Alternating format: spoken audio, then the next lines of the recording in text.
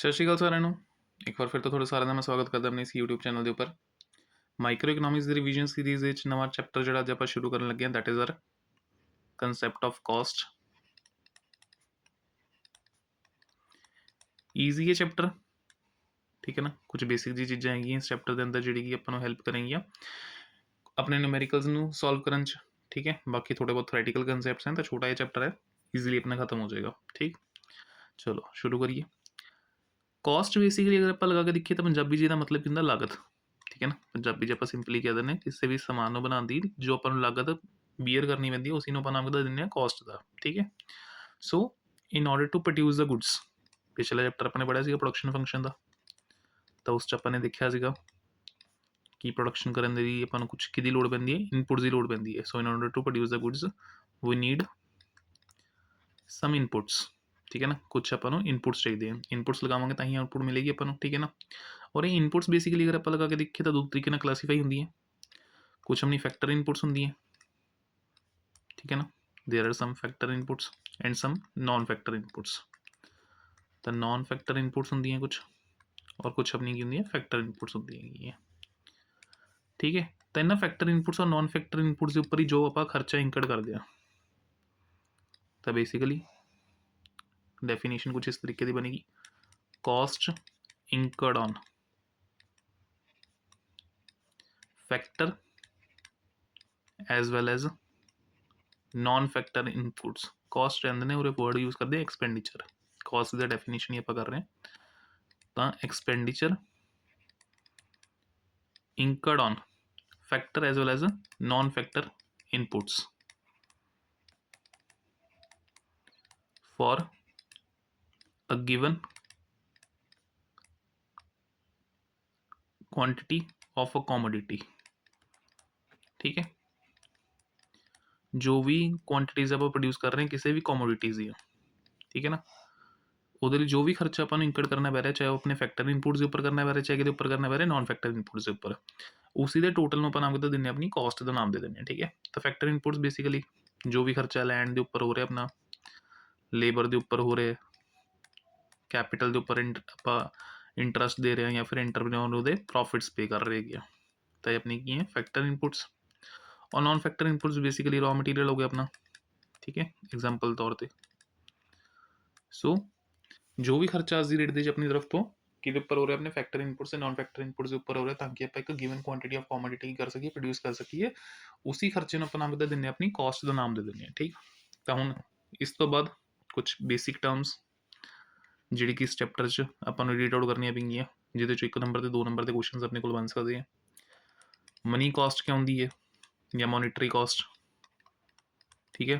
इस तो अलावा रियल कॉस्ट क्या होंगी है अपने को, कुछ बेसिक डेफिनेशन रियल कॉस्ट, ठीक है ना। मनी कॉस्ट बेसिकली अगर आप लगा के देखिए तो डेफिनेशन तो क्लीयर है, amount spend in the terms of money for the production of a commodity. तो amount spent in terms of money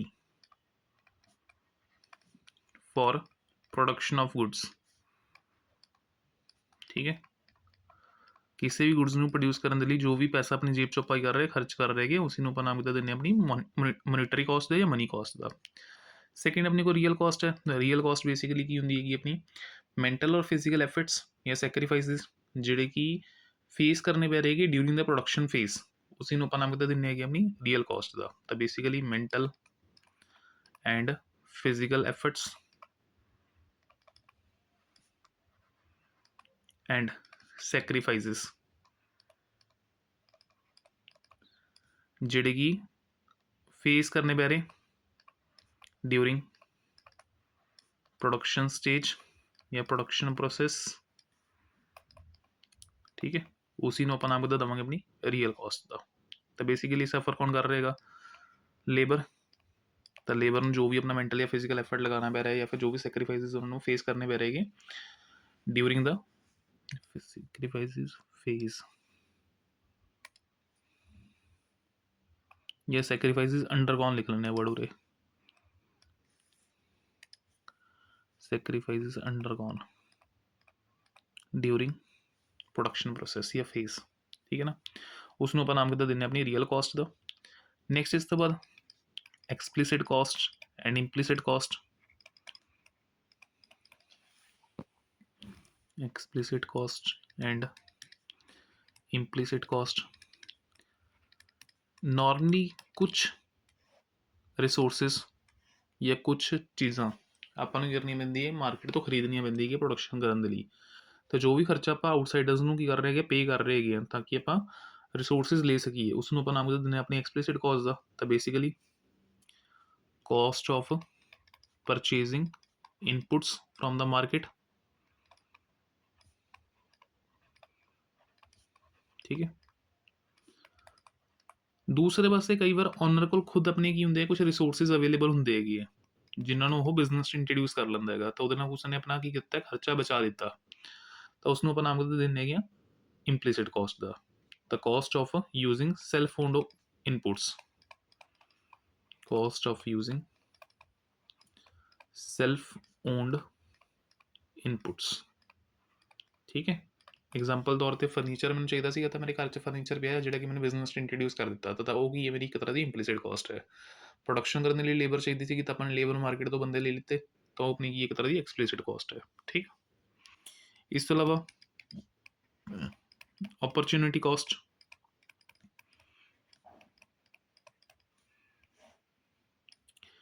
एक बेस्ट आल्टरनेटिव लेने लिए सैकेंड बेस्ट आल्टरनेटिव जो आप कर देने छड़ दें, उसनों आप नाम दे दें अपनी अपॉर्चुनिटी कॉस्ट का। तो basically it is the cost of next best alternative foregone, cost of next best alternative foregone. ठीक है। अगर थोड़े को दो ऑप्शंस अवेलेबल हैगी तो वो एक चूज करके जी दूसरी छड़ दें, उसी को नाम दें अपनी अपॉर्चुनिटी कॉस्ट का नाम दें। बाकी एक last term that is our social cost. Social cost basically अगर आप लगा के देखिए तो अपनी वो कॉस्ट हैगी है जिहदे कॉन्सिक्वेंसिस किस नूं बीयर करने पै रहे हैं, सोसाइटी नूं बीयर करने पै रहे हैं, borne by society in terms of pollution. Production तो इंडस्ट्री कर रही है, पर उस प्रोडक्शन के थ्रू जो पोल्यूशन हो रहेगा वो अल्टीमेटली हार्म किनूं दे रहेगा, अपनी पूरी सोसाइटी नूं दे रहेगा। तो एक कीमत तो कौन चुका रहेगा, नाल सोसाइटी भी चुका रही हैगी for the goods manufactured by the production houses. ठीक है। तो अपनी की हो जाएगी एक तरह की सोशल कॉस्ट। नैक्सट हूँ इस तो बाद मेन टॉपिक के उपर आने अपना कि अपने को कॉस्ट जी है इस चैप्टर के पॉइंट ऑफ व्यू नाल किन्ने तरीके की अपन देखने मिलेगी। देखो जो अपने प्रोडक्शन फंक्शन पढ़िया सीगा, तो उत्थे मैंने थोड़ी एक चीज़ सिंपल क्लीयर की सी कि प्रोडक्शन फंक्शन के अंदर आप प्रोडक्शन फंक्शन के फेज़ में दो तरीके स्टडी करते हैं, एक अपना लॉन्ग रन च और एक अपना शॉर्ट पीरियड च। तो शॉर्ट रन च अगर आप लगा के देखिए तो अपने को फैक्टर्स दो तरीके के होंगे सीगे, कुछ फैक्टर्स होंगे सीगे फिक्स और कुछ की होंगे सीगे अपने को वेरीएबल्स। तो fix factors and variable factor. ठीक। तो हुण अगर आप कॉस्ट की स्टडी कर रहे हैं तो कॉस्ट की स्टडी भी तो कुछ इस तरीके होएगी जिस हिसाब से प्रोडक्शन होंगी अपनी। तो हुण फिक्स फैक्टर्स के उपर जो खर्चा अपना इंकड़ होएगा उसनों नाम देवांगे अपनी फिक्स कॉस्ट का, और जो खर्चा अपने को वेरीएबल फैक्टर्स के उपर इंकड़ होएगा उसनों नाम देवांगे अपनी वेरीएबल कॉस्ट का। ठीक है। और इन्होंने दोनों के टोटल में नाम देवांगे अपनी टोटल कॉस्ट का। ठीक है। So expenses incurred on fix factors of production is known as fixed cost, और दूसरे पासे एक्सपेंसिज जी कि इंकर्ड के उपर करने पै रहे हैं वेरीएबल फैक्टर्स ऑफ प्रोडक्शन के उपर करने पै रहे हैं उसको नाम देवांगे वेरीएबल कॉस्ट का। तो डेफिनेशंस तो सिंपल जी बेसिक, और टोटल कॉस्ट का मतलब कि it is the sum total of fixed cost and variable cost. ठीक। तो हुण फिक्स्ड कॉस्ट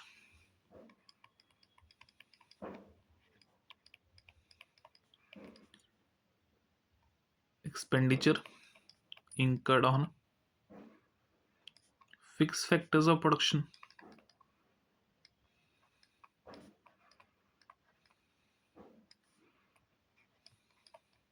इसी नो अपन नाम के दे रहे हैं अपनी एग्जांपल रेंट ऑफ लैंड। ठीक है। हुण सपोज अगर तुमने फैक्ट्री जी किराए ते लीती है, हुण उत्थे चाहे तुसीं 1000 यूनिट्स बनाओ, 2000 यूनिट्स बनाओ, 10,000 यूनिट्स बनाओ, रेंट तो सिमिलर ही रहेगा, रेंट में कोई फर्क पैन लगेगा। ठीक है ना। सो ऐसा खर्चा जो कि अपना की रहेगा फिक्स रहेगा, लैवल ऑफ आउटपुट के चेंज होने ना उपर कोई इंपैक्ट नहीं पैन लगे, उसको नाम देवांगे अपनी फिक्स कॉस्ट का। ठीक है। एग्जाम्पल तौर पर एक टेबल बना देना थोड़े लिए मैं, जिथे अपनी नंबर ऑफ यूनिट्स और आप यूनिट्स प्रोड्यूस ले लेने, यूनिट्स प्रोड्यूस्ड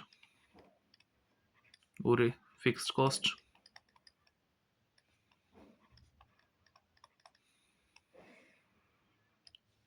यूनिट प्रोड्यूस तुसी जिन्नी मर्जी कर लो 0 1 2 3 4 5, फिक्स्ड कॉस्ट में अज्यूम कर रहे हैं 10 रुपीज़ है, तो जिन्नी मर्जी यूनिट्स तुसी मैन्युफैक्चर कर लो कॉस्ट सेम ही रहेगी।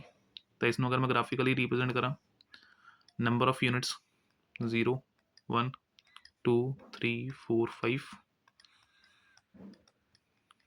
और कॉस्ट फिक्स है 10 रुपये के उपर, तो कब अपनी की बनेगी पैरेलल टू एक्स एक्सिस, ये मेरी की है फिक्स कॉस्ट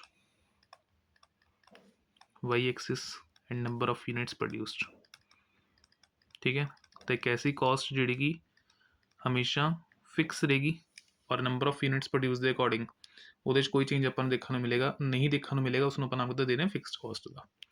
दूसरे पासे वेरिएबल कॉस्ट नाम तो क्लीयर सीगा, चेंज होएगी जिमें जिमें लैवल ऑफ प्रोडक्शन अपना चेंज होएगा। ठीक है, सो वेरिएबल कॉस्ट सिंपली की है expenditure incurred on variable factors. तो वेरिएबल फैक्टर्स का मतलब किसी का एग्जांपल वेजेस ऑफ वर्कर्स या वेजेस ऑफ लेबरर। अगर लेबर वर्कर ज़्यादा होंगे तो वेजेस भी ज़्यादा देने पड़ेंगे, लेबर वर्कर घट होंगे तो वेजेस भी क्यों घट होंगे। तो ये चेंज होएगा number of units variable cost. अगर कुछ भी मैन्युफैक्चर नहीं कर रहे तो कॉस्ट जीरो होएगी।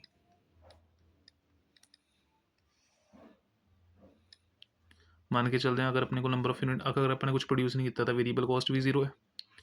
हूँ अगर मैं एक यूनिट प्रोड्यूस कर रहा तो मैंने खर्चा 10 पे रहेगा, 18 24 28 इस तरीके ना कुछ ले लेने अपने एक मिनट अपना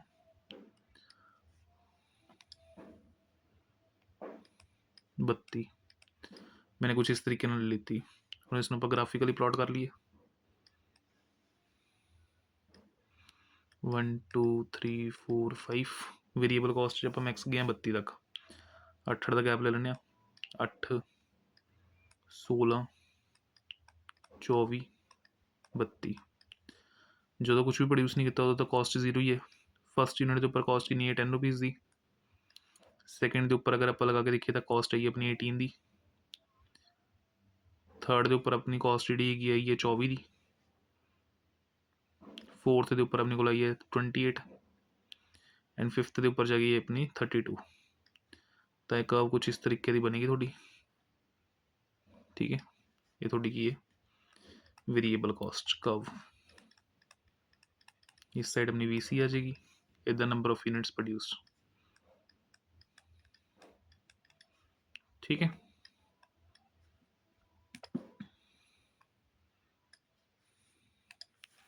तो थोड़ा कंसैप्ट कंप्लीट हो गया। टोटल कॉस्ट है वेरिएबल कॉस्ट का, सॉरी फिक्स्ड कॉस्ट है वेरिएबल कॉस्ट का। उन्होंने अपने एक कंप्लीट टेबल के उपर जिसदे च आपां सारी चीज़ां बना ली यूनिट्स प्रोड्यूस्ड, ये सिंपल यूनिट्स ही लिख लेना प्रोड्यूस का की है, समझ ही आएगा होता यूनिट्स का मतलब। तो यूनिट्स ऊपर जो मैंने इंफॉर्मेशन लिखी थी टेबल से उसी ने मैं यूज़ करके फिक्स कॉस्ट वेरिएबल कॉस्ट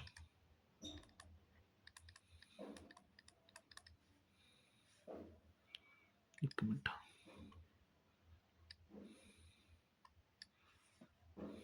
थोड़ी स्पेस कट यूज़ करिए यूनिट्स है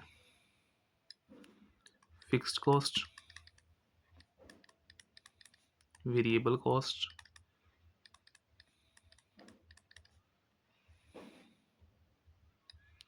आफ्टर दैट अपनी टोटल कॉस्ट दोनों ने जो प्लस कर देंगे फिर एडिशनल कंसेप्ट लेके आवेंगे अपना। ठीक है, यूनिट्स 0 1 2 3 4 5 6 और तक रख लेते हैं मैंने। फिक्स्ड कॉस्ट तो सेम ही रहनी है, इस कोई चेंज नहीं आएगा। वेरिएबल कॉस्ट 10 सॉरी जो तो अपने यूनिट्स मैन्युफैक्चर नहीं की फिर तो नील ही रहेगी 10 18 24 28 32 38 total cost fix plus variable करके 10 20 28 34 38 42 एंड लास्टली 48 ठीक है फिक्स प्लस वेरिएबल करके वैल्यू की देगी अपने को टोटल कॉस्ट की और अगर मैं इसी टेबल से एवरेज कॉस्ट करनी हो तो एवरेज कॉस्ट बेसिकली ये per unit cost of production ठीक है ना तो ये 1 मिनट रुको एवरेज आप बाद लेके आने हैं पहले तीनों आप रिप्रेजेंट कर दें with the help of diagram अगर मैं तीनों की डायग्राम बनावा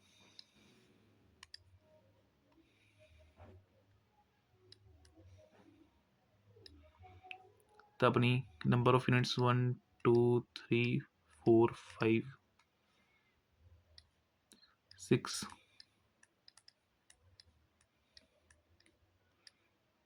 और इस साइड पे टोटल आप गया 48 तक 8 16 24 32 40 48 तो अपनी फिक्स कॉस्ट तो फिक्स ही रहेगी जिन्नी मर्जी नंबर ऑफ यूनिट्स प्रोड्यूस कर ला मैं ये मेरी एक्स एक्सिस और मेरी वाई एक्सिस ठीक है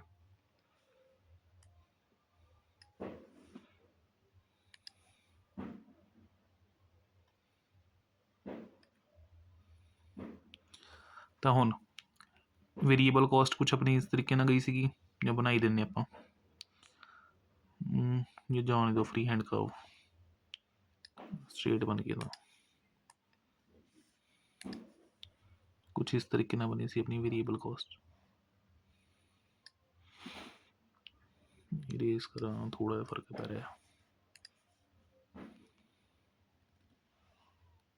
कुछ इस तरीके ना मेरी वेरिएबल कॉस्ट बनी सी मेरी फिक्स्ड कॉस्ट बनी सी और फिक्स ते वेरिएबल में जोड़ के अपनी की बनेगी टोटल कॉस्ट बनेगी जी कि 10 तो शुरू होनी है ठीक है तो क्वेश्चन और अपने को की है टोटल कॉस्ट कभी भी अपनी 0 के बराबर नहीं हो सकती रीजन बीइंग ईवन प्रोडक्शन 0 है